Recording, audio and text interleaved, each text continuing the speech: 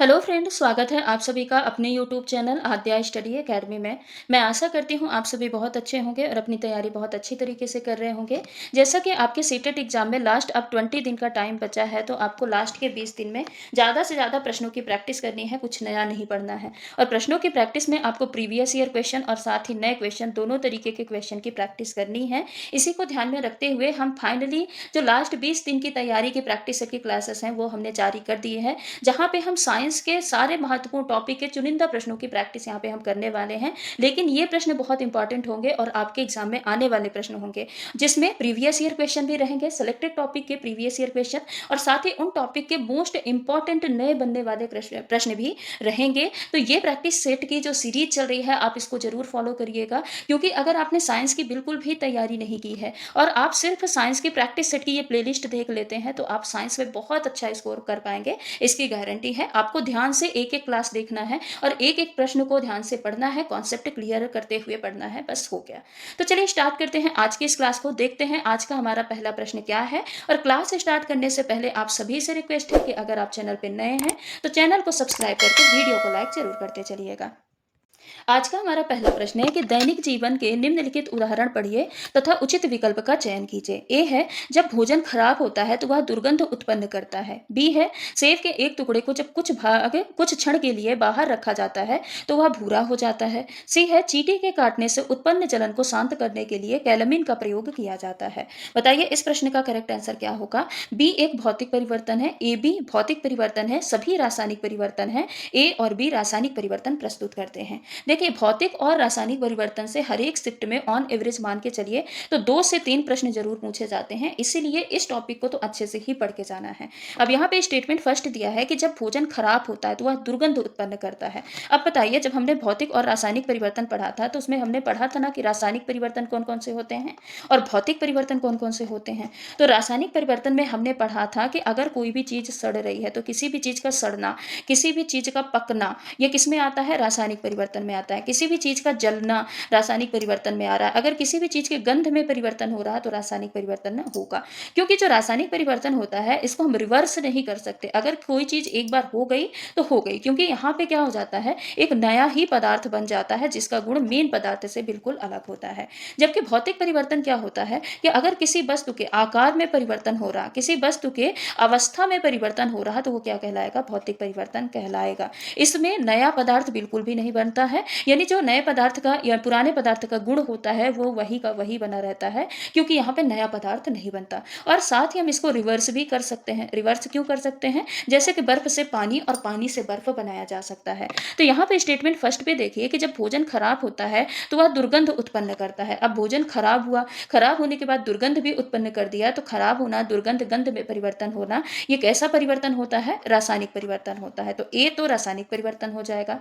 सेब के एक टुकड़े को जब कुछ क्षण के लिए बाहर रखा जाता है तो सेब भूरा हो जाता है, क्योंकि वहां पे क्या होता है, केमिकल रिएक्शन होते हैं, बहुत सारे रासायनिक परिवर्तन होते हैं। रासायनिक परिवर्तन के कारण सेब का रंग भूरा हो जाता है, तो ये भी क्या हो जाएगा, एक प्रकार का रासायनिक परिवर्तन हो जाएगा। वहीं पे चींटी के काटने से उत्पन्न जलन को शांत करने के लिए कैलामीन का प्रयोग किया जाता है, क्योंकि जब चींटी काटती है तो चींटी क्या है, चींटी के डंक में क्या होता है, अम्ल होता है, और कैलामीन क्या होता है, एक प्रकार का क्षार होता है। तो क्षार अम्ल की क्रिया को उदासीन करता है, तो यहाँ पे भी रासायनिक परिवर्तन होता है, यहाँ पे भी केमिकल रिएक्शन होते हैं। तो सी भी क्या हो जाएगा, एक प्रकार का रासायनिक परिवर्तन हो जाएगा। कुल मिला के ए, बी और सी तीनों क्या है, एक प्रकार के रासायनिक परिवर्तन है। तो इस प्रश्न का correct answer option number third, सभी रासायनिक परिवर्तन है, हो जाएगा। अगला प्रश्न है, ऊष्मा के स्थानांतरण के माध्यम के संदर्भ में निम्न में से कौन सा कथन सत्य नहीं है।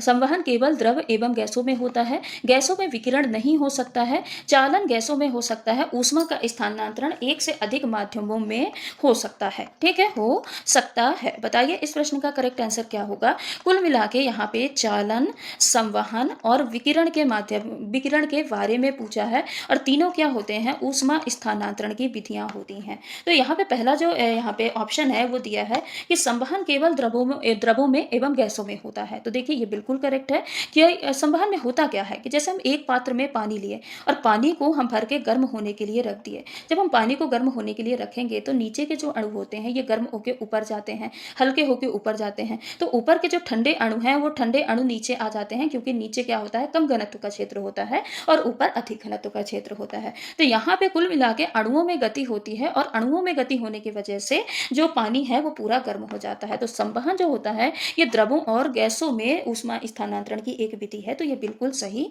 हो जाएगा। गैसों में विकिरण नहीं हो सकता, कहीं पे ये सही माना जाता है, कहीं पे नहीं माना जाता, लेकिन यहाँ पे एनसीईआरटी के अनुसार इसको क्या माना गया है, सही माना गया है कि गैसों में विकिरण नहीं हो सकता। क्योंकि जो विकिरण होता है, विकिरण में जो तरंगे होती हैं, तरंगों को चलने के लिए किसी भी माध्यम की आवश्यकता नहीं होती। अब माध्यम की आवश्यकता नहीं होती, गैस क्या है, एक माध्यम है, इसीलिए गैसों में विकिरण नहीं हो सकता। ये भी सही है। चालन गैसों में हो सकता है। देखिए कहीं पे इसको भी करेक्ट माना जाता है कि चालन गैसों में हो सकता है, भले ही कम या फिर ज्यादा हो। ठीक है, चालन जो बोला गया है कि चालन जो ऊष्मा स्थानांतरण की विधि है ये ठोस में सबसे ज्यादा होती है, फिर होती है द्रव में और फिर जाके होती है गैस में। लेकिन ये माना जाता है कि गैसों में चालन विधि से ऊष्मा का स्थानांतरण होता है, क्योंकि हम यहाँ पे एनसीईआरटी के अकॉर्डिंग करेक्ट आंसर लगाने वाले हैं। और यहाँ पे बेस जो माना जाता है वो 8th तक का ही माना जाता है सीटेट पेपर 2 में। तो यहाँ पे एनसीईआरटी के परिभाषा के अनुसार ये माना गया है कि चालन गैसों में नहीं हो सकता, इसीलिए ये जो स्टेटमेंट है इस प्रश्न के अकॉर्डिंग सत्य नहीं है। तो यही इस प्रश्न का करेक्ट आंसर हो जाएगा। बाकी ऊष्मा का स्थानांतरण एक से अधिक माध्यमों में एक साथ हो सकता है, ये करेक्ट है। तो इस प्रश्न का करेक्ट आंसर ऑप्शन नंबर 3 होगा। अगला प्रश्न है, विशेष क्षेत्रीय स्पीसीज के विषय में नीचे दिए गए कथनों में कौन सा कथन सत्य है। सीटेट जुलाई 2013 में पूछा गया प्रश्न है।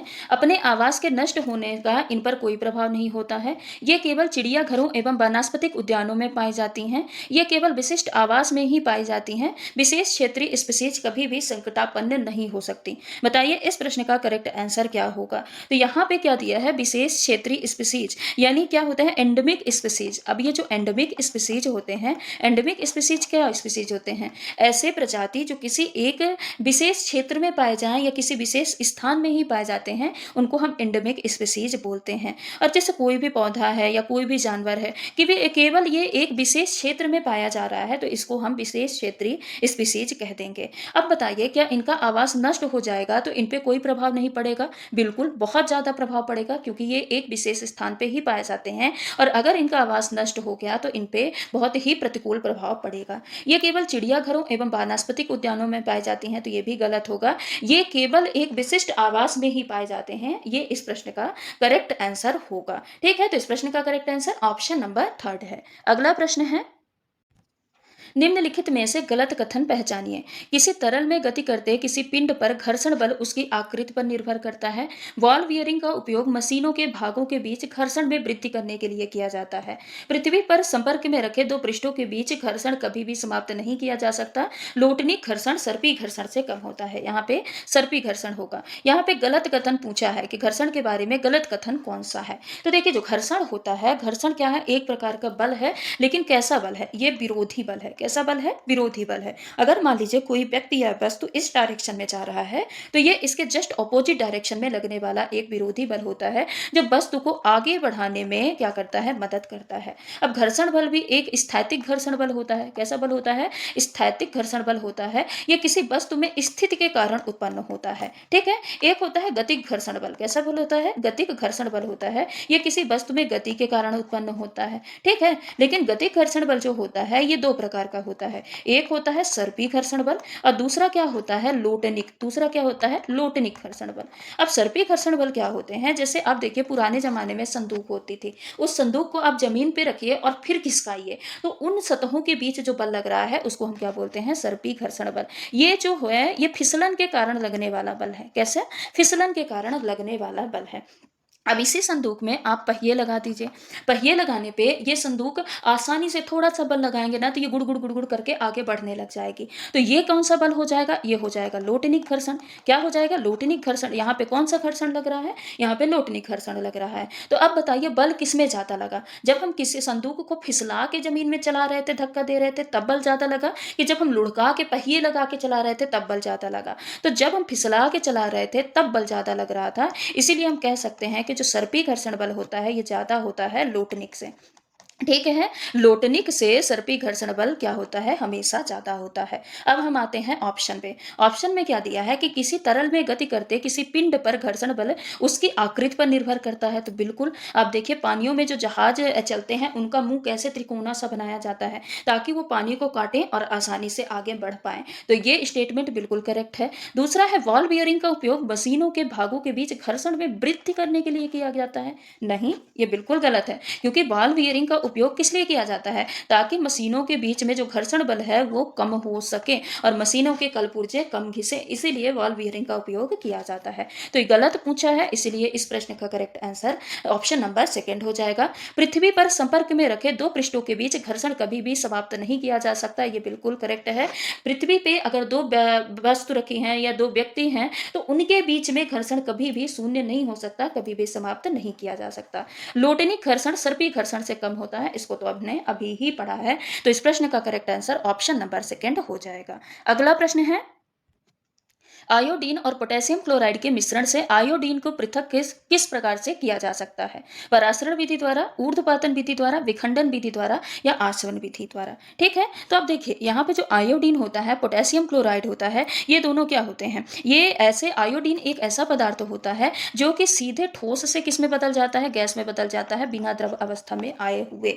और ये जो प्रोसेस होती है, ये प्रोसेस कौन सी कहलाती है? ऊर्ध्वपातन की प्रक्रिया कहलाती है। तो जब भी आयोडीन और पोटेशियम क्लोराइड के मिश्रण को अलग करते हैं ना, तो ऊर्ध्वपातन विधि का ही उपयोग करते हैं, क्योंकि आयोडीन को जब ऊर्ध्वपातित किया जाएगा तो ये डायरेक्ट ठोस से गैस में परिवर्तित हो जाएगा, जबकि पोटेशियम क्लोराइड ऐसा नहीं करता है। फिर आयोडीन के गैस को हम वापस से ठंडा कर लेंगे तो फिर से ये ठोस में बदल जाता है। ठंडा करने पर वापस से इसको हम ठोस के रूप में, ठोस आयोडीन के रूप में प्राप्त कर सकते हैं। तो कुल मिला के आयोडीन और पोटेशियम क्लोराइड को अलग करने के लिए ऊर्ध्वपातन विधि सबसे उपयुक्त विधि मानी जाती है। ठीक है, अब परासरण द्वारा, परासरण क्या होता है? तो परासरण के लिए अर्धपारगम्य झिल्ली की जरूरत होती है। किसकी? अर्ध पारगम्य झिल्ली की जरूरत होती है। अब ये जो अर्धपारगम्य झिल्ली होती है ये सिलेक्टेड चीजों को ही अंदर और बाहर आने देती है। खासकर इस झिल्ली से सामान्यतः अगर हम जल की बात करें तो जल जो होता है ये कम सांद्रता से अधिक सांद्रता की ओर ट्रांसफर करने का काम करती है। कौन? अर्धपारगम्य झिल्ली। इसका उपयोग कभी भी आयोडीन और पोटेशियम क्लोराइड को अलग करने के लिए नहीं किया जाता। विखंडन विधि क्या होती है? विखंडन विधि वो विधि होती है जिसमें एक जो क्या है पदार्थ है, एक पदार्थ टूट के डायरेक्ट दो पदार्थ का निर्माण करे, एक यौगिक टूटकर दो या दो से अधिक पदार्थ का निर्माण करे, तो उसको हम क्या बोलते हैं? विखंडन विधि बोलते हैं। आसवन विधि क्या होता है? तो आसवन विधि में दो द्रव को या दो से ज्यादा जो द्रव होते हैं इनको हम उनके क्वथनांक के आधार पर अलग करते हैं, यानी बॉइलिंग पॉइंट के आधार पर अलग करते हैं। अब मान लीजिए तीन लिक्विड हैं, एक का बॉइलिंग पॉइंट कितना है? 110 डिग्री सेल्सियस, दूसरे का है 100 डिग्री सेल्सियस और तीसरे का कितना है? 90 डिग्री सेल्सियस। तो जब हम इनको उबालेंगे तो 90 डिग्री सेल्सियस वाला पहले भाप बन जाएगा, फिर 100 डिग्री सेल्सियस वाला भाप बनेगा, उसको अलग कर लेंगे, फिर 110 डिग्री सेल्सियस वाला भाप बनेगा, इसको हम अलग कर लेंगे। तो ये क्या कहलाती है? आसवन विधि कहलाती है, जिसमें मिश्रित द्रव को उनके बॉइलिंग पॉइंट में अंतर के आधार पर अलग किया जाता है। तो आई होप आपको ये चारों विधियां भी क्लियर हो गई होंगी और इस प्रश्न का करेक्ट आंसर भी आपको मिल गया होगा। ठीक है, अगला प्रश्न है, सर्दी के दिनों में दरवाजे का धातु का हैंडल उसी जैसे प्लास्टिक के हैंडल से अधिक ठंडा क्यों महसूस होता है? प्लास्टिक के अपेक्षा धातु ऊष्मा की बेहतर अवशोषक है, प्लास्टिक के अपेक्षा धातु ऊष्मा की बेहतर संवाहक है, धातु की अपेक्षा प्लास्टिक ऊष्मा के बेहतर विकरक है या धातु की अपेक्षा प्लास्टिक ऊष्मा के बेहतर अवशोषक है? बताइए इस प्रश्न का करेक्ट आंसर क्या होगा? देखिए, एक लोहे का दरवाजा है उसका हैंडल पकड़िए और एक प्लास्टिक का दरवाजा है, आप उसका हैंडल पकड़िए। फिर देखिए ठंडे के दिनों में कौन सा हैंडल ज्यादा ठंडा लगता है? तो हमेशा लोहे के दरवाजे यानी धातु के दरवाजे का हैंडल ज़्यादा ठंडा लगता है। क्यों? क्योंकि ये क्या होते हैं, जो धातुएँ होती हैं ये प्लास्टिक के अपेक्षा ऊष्मा की अच्छी संवाहक होती हैं। संवाहक मतलब ये अच्छे तरीके से ट्रांसफ़र कर लेती हैं। तो जब हम ये लोहे के हैंडल को हाथ से पकड़ते हैं, तो जो हमारे हाथ की गर्मी होती है या हमारे हाथ की ऊष्मा होती है, ये जल्दी से इसको ट्रांसफ़र कर लेती है। अब हमारे हाथ की ऊष्मा तो ट्रांसफ़र हो गई, तो उसके बाद जब हम इस लोहे के गेट को छुएँगे या हैंडल को छुएँगे, तो ये हमको ज़्यादा ठंडा महसूस होता है एज़ कम्पेयर टू प्लास्टिक के गेट के हैंडल के। क्यों? क्योंकि जो प्लास्टिक होता है, ये ऊष्मा का अच्छा चालक नहीं होता, ये ऊष्मा का अच्छा संवाहक या अच्छा चालक नहीं होता है। अच्छा चालक ना होने की वजह से ये ऊष्मा को स्थानांतरित नहीं कर पाता है। इसीलिए जो प्लास्टिक होता है, प्लास्टिक का हत्था हमको ज़्यादा ठंडा ठंडिक में महसूस नहीं होता है। लोहे के गेट का जो हत्था है वो ज़्यादा ठंडा महसूस होता है। तो इस प्रश्न का correct answer option number second हो जाएगा। अगला प्रश्न है, लार का कार्य क्या है? भोजन को श्वासनाल में जाने से रोकना, मंड को शर्करा में परिवर्तित करना, कार्बोहाइड्रेट को प्रोटीन में परिवर्तित करना या मंड को वसा में परिवर्तित करना। बताइए लार का कार्य क्या है? तो लार में क्या पाया जाता है? बताइए, लार में सबसे पहले ये बताना है कि कौन सा एंजाइम पाया जाता है। तो लार में एक एंजाइम पाया जाता है जिसको बोलते हैं एमाइलेज एंजाइम। अब ये जो एमाइलेज एंजाइम है, इसका काम क्या होता है? तो लार में जो भी स्टार्च प्रेजेंट होते हैं, जो भी मंड प्रेजेंट होते हैं, उनको शुगर में कन्वर्ट करने का काम करता है।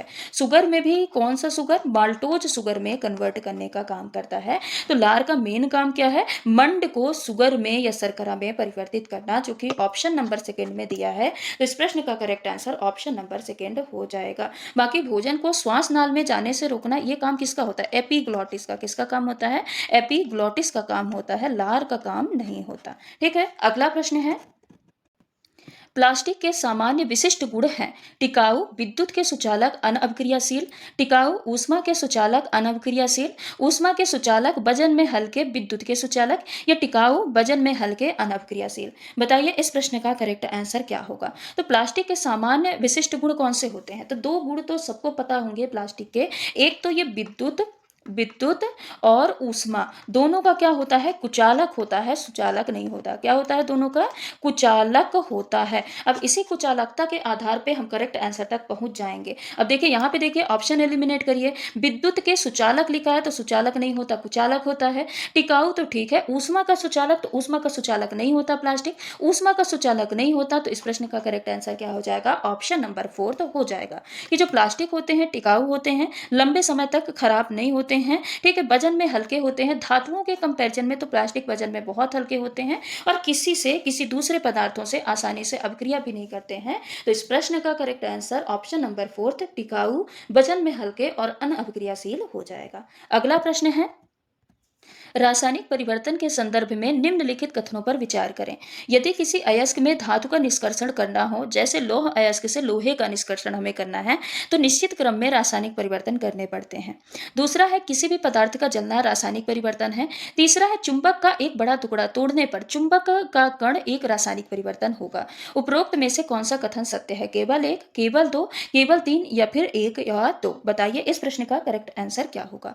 तो यहाँ पे जब हम पहले स्टेटमेंट को देखते हैं तो यहाँ पे लिखा है कि किसी भी अयस्क से, या जैसे हम लौह अयस्क से लोहे को अलग करते हैं तो ये रासायनिक परिवर्तन है। तो ये बिल्कुल करेक्ट है। जब हम लोहे अयस्क से लोहे को जब हम अलग करते हैं तो यहाँ पे बहुत सारी रासायनिक अभिक्रिया होती हैं। क्या होती हैं? रासायनिक अभिक्रिया होती हैं। अब रासायनिक अभिक्रिया होने की वजह से यहाँ पे बहुत सारे नए पदार्थों का भी निर्माण होता है, इसीलिए कैसा होगा? ये रासायनिक परिवर्तन होगा। ठीक है, दूसरा आ जाते हैं, किसी भी पदार्थ का जलना। अभी हमने पढ़ा कि कोई भी पदार्थ जल रहा, सड़ रहा है, नया पदार्थ बन रहा है, तो वो क्या कहलाएगा? रासायनिक परिवर्तन कहलाएगा। तीसरा है, चुंबक का एक बड़ा टुकड़ा तोड़ने पर प्राप्त चुंबक का एक कण रासायनिक परिवर्तन है ना। ये कैसा परिवर्तन होता है? ये भौतिक परिवर्तन होता है। कैसे? क्योंकि एक बड़े चुंबक को आप लीजिए, एक बड़े चुंबक को हम छोटे छोटे 3 टुकड़ों में बांट लेते हैं, तो क्या चुंबक का चुंबकत्व खत्म हो जाएगा? कभी नहीं खत्म होगा। या नया पदार्थ बन गया? यहाँ पे नहीं बना, चुंबक का चुंबक ही रह गया। तो ये क्या कहलाएगा? एक प्रकार का भौतिक परिवर्तन कहलाएगा। यानी फर्स्ट सही है, सेकंड सही है। यहाँ पे फर्स्ट रासायनिक परिवर्तन है और सेकंड रासायनिक परिवर्तन है, लेकिन थर्ड क्या है? भौतिक परिवर्तन है। तो यहाँ पे रासायनिक परिवर्तन के बारे में पूछा है तो फर्स्ट एंड सेकंड हो जाएगा, जो कि ऑप्शन नंबर 4 में दिया है। अगला प्रश्न है, 3 परख नलियां A B C हैं तथा सभी में बराबर आयतन एवं सांद्रता वाले रंगहीन तरल पदार्थ हैं।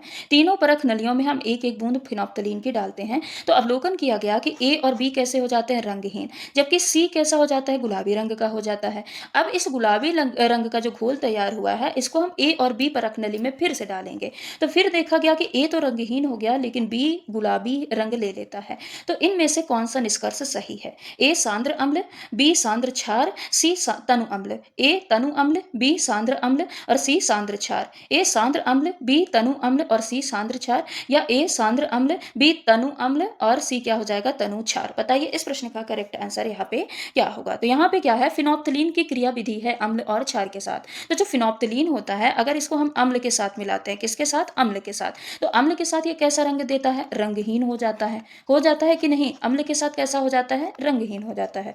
वहीं पे अगर हम फिनोप्थलीन को क्षार के साथ मिलाएंगे तो क्षार के साथ ये कैसा रंग दे देता है? गुलाबी रंग का दे देता है। अब हम तीनों परख नली ए और बी और सी में डालते हैं। तो ए में डालने के बाद हमने देखा कि इसमें क्या है, कोई रंग ही नहीं है, तो ये क्या कहलाएगा? अम्ल, क्योंकि रंगहीन किसमें होता है? अम्ल के साथ होता है। बी में डाले, बी भी कैसा है? रंगहीन है, कोई रंग नहीं है, तो ये भी क्या हो जाएगा? ये भी पता चल गया कि ये भी अम्ल है। लेकिन जो सी है, सी परख नली में गुलाबी रंग का विलयन हो जाता है। गुलाबी रंग से ये पता चलता है कि ये क्या है? एक प्रकार का क्षार है। अब ये जो सी का गुलाबी रंग का घोल तैयार हुआ है इसको हम ए वाले विलयन में फिर डालते हैं। तो ए वाले विलयन में हमने डाला तो ये कैसा रह गया? रंगहीन ही रह गया। तो इससे ये पता चला कि जो ए का अम्ल है, ए का जो अम्ल है ये इतना पावरफुल है कि सी के क्षार को क्या कर दिया? उदासीन कर दिया। सी के क्षार को काम ही नहीं करने दिया, उदासीन कर दिया। तो एक किस प्रकार का अम्ल कहलाएगा? तो ये सांद्र अम्ल कहलाएगा। कैसा अम्ल कहलाएगा? सांद्र अम्ल कहलाएगा। लेकिन जब बी में डालते हैं तो बी कैसा रह गया? बी गुलाबी रंग का हो गया। कैसा हो गया? गुलाबी रंग का हो गया। तो इससे ये पता चलता है कि जो बी का अम्ल था इतना पावरफुल नहीं था, इसीलिए सी का क्षार इसमें ज्यादा एक्टिव हो गया और इसको गुलाबी रंग का कर दिया। तो सी कैसा अम्ल होगा? सी तनु अम्ल होगा। कैसा अम्ल होगा? बी तनु अम्ल होगा। जो बी है, बी कैसा अम्ल हो जाएगा? तनु अम्ल हो जाएगा। और सी यहाँ पे सांद्र क्षार है ही, तभी गहरा गुलाबी रंग दिया है। सी कैसा है? सांद्र क्षार है। तो ए सांद्र अम्ल, बी तनु अम्ल और सी सांद्र क्षार इस प्रश्न का करेक्ट आंसर होगा, जो कि कहां पे दिया है? ऑप्शन नंबर 3 में दिया है। तो इस प्रश्न का करेक्ट आंसर ऑप्शन नंबर 3 हो जाएगा। अगला प्रश्न है, हड्डियों को जोड़ने के लिए आधुनिक शल्य चिकित्सा में जो पिन प्रयोग किए जाते हैं वे किसके बने होते हैं? कॉपर सल्फेट के, स्टेनलेस स्टील के, पीतल के या फिर कांसे के? बताइए किसके बने होते हैं? तो ये बने होते हैं स्टेनलेस स्टील के। क्यों? क्योंकि हड्डियों को टूटने पर उसी सही जगह में जोड़ के रखने के लिए कुछ स्क्रू या फिर पिन का उपयोग किया जाता है, लगाए जाते हैं, और वो जो होते हैं वो स्टेनलेस स्टील के होते हैं। क्योंकि ये जो स्टेनलेस स्टील होता है एक तो मजबूत होता है, मजबूत के अलावा ये जंग नहीं खाता है। ठीक है, जंग नहीं खाने के अलावा जो होता है ये कम अवक्रियाशील होता है। क्या होता है? कम अवक्रियाशील होता है। बॉडी के अंदर ये अवक्रिया नहीं करता है। ठीक है, इसीलिए स्टेनलेस स्टील के पिन का उपयोग किया जाता है। जो कॉपर सल्फेट है ये क्या है? एक रासायनिक यौगिक है। क्या है? एक रासायनिक यौगिक है, तो इसका उपयोग तो कर ही नहीं सकते हैं। ठीक है, क्या है? ये एक प्रकार का रासायनिक यौगिक है। पीतल मिश्र धातु है। पीतल क्या है? एक मिश्र धातु है। और मिश्र धातु किसकी है? तो मिश्र धातु है तांबा और जस्ता की। किसकी? तांबा और जस्ता यानी जिंक की। कांसा भी मिश्र धातु है। तो कांसा किसकी मिश्र धातु है? तांबा और टिन की मिश्र धातु है। तो ये धातुएं नहीं है, इसलिए इनका उपयोग नहीं किया जा सकता। बाकी इस प्रश्न का करेक्ट आंसर ऑप्शन नंबर 2 है। अगला प्रश्न है, बायोडीजल बनाने के लिए वनस्पति तेल या फिर वसा अथवा जंतु वसा को एक रासायनिक प्रक्रिया से गुजारा जाता है। उस प्रक्रिया को कहते हैं ट्रांसमेट्रिफिकेशन, ट्रांसयूट्रिफिकेशन, ट्रांसनाइट्रिफिकेशन या फिर ट्रांसएस्ट्रिफिकेशन। बताइए इस प्रश्न का करेक्ट आंसर क्या होगा? तो इस प्रश्न का करेक्ट आंसर होगा ट्रांसएस्ट्रिफिकेशन। ट्रांसएस्ट्रिफिकेशन क्या होती है? एक प्रकार की रासायनिक क्रिया है। क्या होती है? रासायनिक प्रक्रिया होती है जिसमें वनस्पति तेल या फिर जंतु वसा को एल्कोहल के साथ अभिक्रिया कराई जाती है। अब मान लीजिए यहाँ पे हम क्या लेते हैं? वनस्पति तेल लेते हैं। क्या लेते हैं? वनस्पति तेल लेते हैं। अब वनस्पति तेल को अगर हम मेथेनॉल, जो कि क्या है? एक प्रकार का एल्कोहल है, मेथेनॉल के साथ क्रिया कराएंगे तो ट्रांसएस्ट्रिफिकेशन होगा। उसके बाद क्या बनेगा? बायोडीजल का निर्माण होगा। क्या होगा? बायोडीजल का निर्माण होगा और साथ ही ग्लिसरॉल का निर्माण होगा। तो ये पूरी प्रोसेस क्या कहलाती है? ये पूरी प्रोसेस ट्रांसएस्ट्रिफिकेशन कहलाती है। तो इस प्रश्न का करेक्ट आंसर ऑप्शन नंबर 4 हो जाएगा। अगला प्रश्न है, माध्यम ए माध्यम बी से प्रकाशीय रूप से यानी ऑप्टिकली अधिक सघन है। निम्नलिखित में से कौन सा कथन सही है? सीटेट सितंबर 2015 में पूछा गया प्रश्न है। माध्यम ए और माध्यम बी दोनों ही प्रकाश की गति समान है, तुलना नहीं कर सकते हैं। माध्यम बी की अपेक्षा माध्यम ए में प्रकाश की गति अधिक है या माध्यम ए की अपेक्षा माध्यम बी में प्रकाश की गति अधिक है। बताइए इस प्रश्न का करेक्ट आंसर यहाँ पे क्या होगा? तो देखिए यहाँ पे क्या है, ये प्रकाश के अपवर्तन से प्रश्न है। यहाँ पे हमने माध्यम के बारे में अच्छे से पढ़ा था जब हम अपवर्तन यानी दर्पण टॉपिक जब हमने पढ़ी थी, तो दर्पण टॉपिक से पहले हमने अपवर्तन पढ़ा था। वहां पे हमने पढ़ा था कि सघन माध्यम से जब प्रकाश की किरण विरल माध्यम में जाती है या विरल माध्यम से जब प्रकाश की किरण सघन माध्यम में जाती है तो वह कैसे अभिलंब से दूर हटती है, कैसे अभिलंब से पास आती है, उसकी स्पीड में यानी गति में क्या फर्क पड़ता है, उसके तरंग दैर्घ्य आवृत्ति में क्या फर्क पड़ता है, पूरा हमने डिटेल प्रकाश के अपवर्तन टॉपिक जब हमने पढ़ा था तो वहां पे हमने पढ़ा था। वो दर्पण क्लास के पहले ही हमने पढ़ा था। मात्र 20 मिनट की क्लास है। अगर आप पूरा कॉन्सेप्ट क्लियर करना चाहते हैं तो आप जाके एक बार जरूर देखिएगा। वहां पे आपको प्रकाश के अपवर्तन और दर्पण से रिलेटेड पूरा कॉन्सेप्ट क्लियर हो जाएगा और एक भी प्रश्न भी गलत नहीं होगा। तो देखिए यहाँ पे अगर हम आते हैं अब प्रश्न में, तो प्रश्न में क्या है कि माध्यम ए माध्यम बी से प्रकाशीय रूप से अधिक सघन है। अगर माध्यम ए कैसा है, सघन है, और माध्यम बी कैसा है, विरल है, ए के अकॉर्डिंग, ठीक है, ए के कंपेरिजन में, तो अगर सघन माध्यम है तो प्रकाश की गति कैसी होगी, धीमी। प्रकाश की जो गति होगी ये कैसी होगी, धीमी होगी या फिर कम होगी। और अगर विरल माध्यम है, खुला माहौल है, तो प्रकाश तेजी से गति करेगा, यानी प्रकाश की स्पीड क्या होगी, ज्यादा होगी। यानी सघनता गति के जस्ट अपोजिट होता है। सघनता ज्यादा तो गति धीमी, और सघनता कम तो गति क्या होगी, तेजी होगी। तो यहाँ पे माध्यम ए माध्यम बी से अधिक सघन है, तो माध्यम ए अधिक सघन होगा तो माध्यम ए में गति होगी कम और माध्यम बी में गति होगी अधिक। तो माध्यम ए की अपेक्षा माध्यम बी में प्रकाश की गति अधिक है। तो इस प्रश्न का करेक्ट आंसर ऑप्शन नंबर 4 हो जाएगा। बाकी तुलना कर सकते हैं, और दोनों माध्यम में प्रकाश की गति समान तो कभी हो ही नहीं सकती है, ठीक है। अगर समान होगी तो प्रकाश में अपवर्तन कहां से होगा, दर्पण का पूरा ये जो हम पढ़ते हैं पूरा चैप्टर तो यही खत्म हो जाएगा, ठीक है। तो इस प्रश्न का करेक्ट आंसर ऑप्शन नंबर 4 है। अगला प्रश्न है, आपके पास दो परख नलियां हैं ए और बी। परख नली ए में हल्दी का पेस्ट भरा है जबकि बी में फिनोप्थलीन का जलीय विलयन भरा है। इन दोनों परख नलियों में तन हाइड्रोक्लोरिक अम्ल की कुछ बूंदें डालते हैं तो इनमें भरे गए पदार्थ प्रतीत होंगे। ए और बी दोनों ही लाल दिखाई देंगे।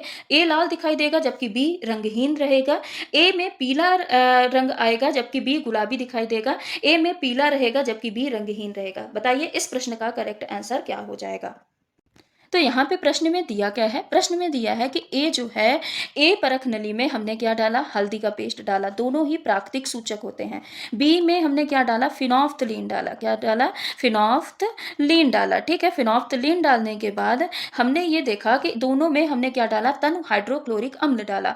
अम्ल, अब देखिए अम्ल और क्षार के साथ हल्दी और फिनोफ्थलीन की क्रिया कैसे होती है। तो जो अम्ल से, हल्दी जो है अम्ल से कोई भी परिवर्तन शो नहीं करती, कोई भी चेंजेस अम्ल डालने पे नहीं आता। यानी हल्दी अगर पीली है वो पीली ही बनी रहेगी, कोई क्रिया शो नहीं करती। लेकिन अगर हल्दी में हम क्षार डालेंगे तो ये लाल और भूरे रंग में परिवर्तित हो जाएगी, लाल या फिर भूरे रंग में परिवर्तित हो जाती है। वहीं पे जो फिनोप्थलीन होता है, फिनोप्थलीन भी अम्ल के साथ रंगहीन हो जाता है। अभी हमने पढ़ा है कि अम्ल के साथ रंगहीन क्या कौन होता है, फिनोप्थलीन। और क्षार के साथ कैसा रंग देता है, तो क्षार के साथ ये रंग देता है गुलाबी। फिनोप्थलीन क्षार के साथ गुलाबी रंग देता है। अब यहाँ पे क्षार का रोल तो समाप्त, क्योंकि डालते क्या है, तनु हाइड्रोक्लोरिक अम्ल यानी अम्ल डालते हैं। तो हल्दी अम्ल में कोई क्रिया करेगी नहीं, पीली बनी रहेगी। तो लाल, दोनों लाल, ये तो हट जाएगा। ए में पीला रहेगा यानी हल्दी पीली रहेगी, बिल्कुल करेक्ट है। जबकि बी गुलाबी दिखाई देगा, नहीं अम्ल डाल रहे हैं तो अम्ल गुलाबी नहीं होता, अम्ल रंगहीन होता है। इसलिए इस प्रश्न का करेक्ट आंसर ऑप्शन नंबर 4 हो जाएगा कि ए में पीला रहेगा जबकि बी कैसा हो जाएगा, रंगहीन हो जाएगा।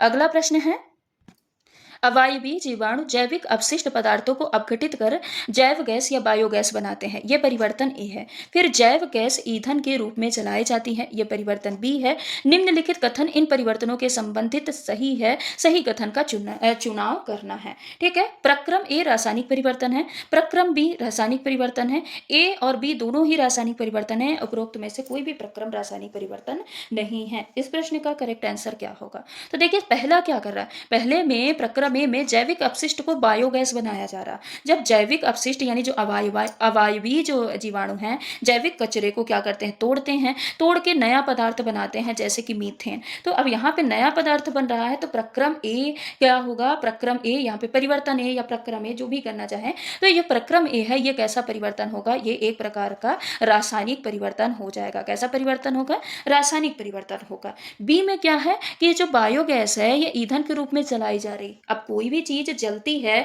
तो जलना किस में आता है, रासायनिक परिवर्तन में आता है कि नहीं आता, तो बी भी क्या हो जाएगा, बी भी रासायनिक परिवर्तन हो जाएगा। तो यहाँ पे ए और बी, प्रक्रम ए और प्रक्रम बी दोनों ही कैसे होंगे, रासायनिक परिवर्तन होंगे, जो कि ऑप्शन नंबर 3 में दिया है। अगला प्रश्न है, भाप आसवन जो मेथड होती है ये किसको पृथक करने के लिए प्रयोग होती है, नींबू का तेल, चंदन की लकड़ी का तेल, एनिलीन या फिर उपरोक्त सभी। इस प्रश्न का करेक्ट आंसर आपको बताना है। तो जो भाप आसवन विधि होती है, भाप आसवन विधि क्या होती है, इसका उपयोग ऐसे पदार्थों को अलग करने के लिए किया जाता है जो जल के साथ भाप बन के उड़े, जो जल के साथ भाप बन के उड़े उनको हम क्या बोलते हैं, उनको हम भाप आसवन विधि से पृथक कर सकते हैं। तो यहाँ पे नींबू के तेल को भी पृथक कर सकते हैं, चंदन की लकड़ी के तेल को भी पृथक कर सकते हैं, और एनिलीन को भी हम पृथक कर सकते हैं भाप आसवन विधि से। तो इस प्रश्न का करेक्ट आंसर ऑप्शन नंबर 4 उपरोक्त सभी हो जाएगा। अगला प्रश्न है, सारिका ने आसुत जल को बोतल में लिया और पता लगाने की कोशिश की कि वह विद्युत का सुचालक है या नहीं, उसे क्या प्राप्त होने की संभावना है, या विद्युत का सुचालक है, या एक विद्युत रोधी है, या विद्युत का कमजोर चालक है, या उपरोक्त में से कोई नहीं। बताइए इस प्रश्न का करेक्ट आंसर क्या होगा। तो सारिका ने कैसा जल लिया, एक डिस्टिल्ड वाटर लिया, आसुत जल लिया। अब बताइए जो आसुत जल होता है इसमें कोई आयन होते हैं कि नहीं होते, तो इसमें जो आयन होते हैं वो ना के बराबर होते हैं, जबकि विद्युत का चालन करने के लिए आयन पर्याप्त मात्रा में होना चाहिए। अगर आयन है या इलेक्ट्रॉन है तभी जाके वहां पे विद्युत का चालन होगा। जैसे नल का पानी, नल के पानी में पर्याप्त मात्रा में आयन प्रेजेंट होते हैं, खनिज लवण प्रेजेंट होते हैं, इसीलिए नल के पानी में विद्युत का चालन होता है। जो नमक पानी का घोल होता है, नमक के घोल में भी पर्याप्त मात्रा में आयन होते हैं, इसीलिए ये विद्युत का अच्छा चालक होता है। क्या होता है, अच्छा चालक होता है। लेकिन जो आसुत जल होता है, डिस्टिल्ड वाटर होता है, इसमें आयंस ना के बराबर प्रेजेंट होते हैं, इसीलिए इसको हम बोलते हैं कि यह विद्युत का कमजोर चालक होता है, अच्छा चालक नहीं होता। बिल्कुल हम विद्युत रोधी नहीं कह सकते कि एकदम से विद्युत रोधी होगा, लेकिन ये क्या होता है, विद्युत का कमजोर चालक होता है, थोड़ी बहुत मात्रा में ही विद्युत प्रवाहित कर सकता है। तो इस प्रश्न का करेक्ट आंसर ऑप्शन नंबर 3 हो जाएगा। अगला प्रश्न है, अनीता परख नली में सोडियम हाइड्रोक्साइड का ताजा विलयन तैयार करती है। वह उसमें एल्यूमिनियम की पन्नी का एक छोटा सा टुकड़ा डालती है और माचिस की जलती हुई तीली परख नली के मुंह के पास लाती है। वह पॉप की आवाज सुनती है। पॉप की आवाज की उपस्थिति किसकी ओर संकेत करती है, हाइड्रोजन गैस, एल्यूमिनियम गैस, जल गैस या फिर ऑक्सीजन गैस। बताइए इस प्रश्न का करेक्ट आंसर क्या होगा। अनीता परख नली में सोडियम हाइड्रोक्साइड का ताजा विलयन तैयार करती है। ठीक है, अब एल्यूमिनियम जो होता है, अनीता क्या करती है, एल्यूमिनियम को किससे रिएक्ट कराती है, एल्यूमिनियम जो है, एल्यूमिनियम को किससे रिएक्ट करा रही, सोडियम हाइड्रोक्साइड से रिएक्ट करा रही। किससे, सोडियम हाइड्रोक्साइड के से रिएक्ट करा रही है वाटर की प्रेजेंस में। तो ये रिएक्शन क्या बनाएगा, ये रिएक्शन बनाएगा 2NaAlO2, यानी सोडियम एल्यूमिनेट का फॉर्मेशन करेगा और साथ ही हाइड्रोजन गैस को मुक्त भी करेगा। लेकिन जब इस हाइड्रोजन गैस को हम किसके पास लाते हैं, इसको हम लाते हैं माचिस की जलती हुई तीली के पास, तो ये एक साउंड उत्पन्न करती है, एक पॉप की ध्वनि आवाज यहाँ से निकलती है। तो यहाँ पे यही तो पूछा है कि पॉप की आवाज जो सुनाई देती है, पॉप की आवाज किसकी उपस्थिति को बता रही है, तो ये बता रही है हाइड्रोजन गैस की उपस्थिति को। किसकी बता रही है, हाइड्रोजन गैस की उपस्थिति को बता रही। तो इस प्रश्न का करेक्ट आंसर ऑप्शन नंबर 1 होगा। अगला प्रश्न है, विस्थापन व बल का गुणनफल व्यक्त करता है, संवेग, आवेग, बल तथा कार्य। बताइए विस्थापन और बल का गुणनफल ये किसको व्यक्त करता है, तो ये बताइए। एक फॉर्मूला में लिख रही W बराबर F×S, ये क्या बता रहा, W मतलब क्या होता है, कार्य, F यानी बल और S यानी विस्थापन। तो कार्य तभी माना जाता है जब किसी वस्तु में बल लगाया जाए तो उसमें विस्थापन भी हो, तभी कार्य माना जाता है। जैसे एक वस्तु है उसमें 10 न्यूटन बल लगाया जा रहा और वो 2 मीटर चल रही, तो कार्य क्या होगा यहाँ पे, 10 10 × 2 यानी 20 जूल का कार्य होगा। कितना कार्य होगा? 20 जूल का कार्य होगा। तो कुल मिला के अगर किसी भी वस्तु में हम बल लगा रहे हैं, तो बल के साथ अगर उसमें उसी दिशा में विस्थापन हो रहा तब तो कार्य माना जाएगा, नहीं तो कार्य नहीं माना जाएगा। लेकिन अगर आप देखिए एक भारी भरकम आप दीवार लिए, उस दीवार को आप धक्का मार रहे हैं, धक्का मार रहे हैं, धक्का मार रहे हैं, तो धक्का मारने की वजह से वो दीवार तो हिलेगी नहीं। तो दीवार नहीं हिली तो क्या वहां पे कार्य माना जाएगा? नहीं माना जाएगा। ये बोला जाएगा कि आपने काम ही क्या किया है। तो कार्य होने के लिए बल के साथ साथ विस्थापन भी होना चाहिए और उसी दिशा में होना चाहिए जिस दिशा में हम बल लगा रहे हैं। तो इस प्रश्न का करेक्ट आंसर ऑप्शन नंबर 4 होगा। वहीं पे संवेग क्या होता है? P बराबर mv, यानी संवेग बराबर द्रव्यमान गुणे वेग होता है। क्या होता है? द्रव्यमान गुणे वेग। आवेग बराबर क्या होता है? बल गुणे समय, F × T, यानी बल गुणे समय क्या होता है? आवेग को बताता है। बल बराबर क्या होता है? बल बराबर होता है मास × एक्सेलरेशन, यानी द्रव्यमान गुणे त्वरण। ये बल की परिभाषा को बताता है। बाकी इस प्रश्न का करेक्ट आंसर ऑप्शन नंबर 4 होगा। अगला प्रश्न है, निम्न में से कौन सी ऊर्जा यांत्रिक ऊर्जा का प्रारूप नहीं है? स्थितिज ऊर्जा, गतिज ऊर्जा, नाभिकीय ऊर्जा या फिर ये सभी? यांत्रिक ऊर्जा का प्रारूप इनमें से कौन नहीं है? तो यांत्रिक ऊर्जा बराबर क्या होता है? यांत्रिक ऊर्जा बराबर होता है स्थितिज ऊर्जा प्लस गतिज ऊर्जा। स्थितिज ऊर्जा प्लस गतिज ऊर्जा को मिला के क्या बोला जाता है? यांत्रिक ऊर्जा।